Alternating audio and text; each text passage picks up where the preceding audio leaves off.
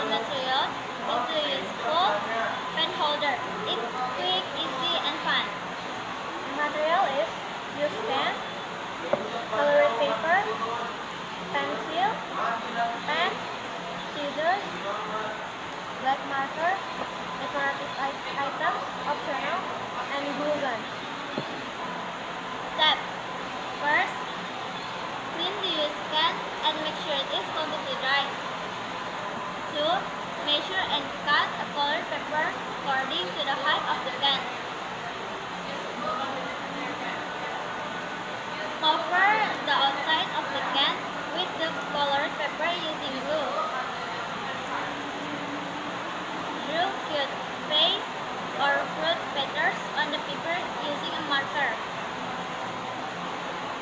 Cut and add extra decorations such as eyes, cheeks, or lips. Let the glue dry completely, and the last, the pen holder is ready to use.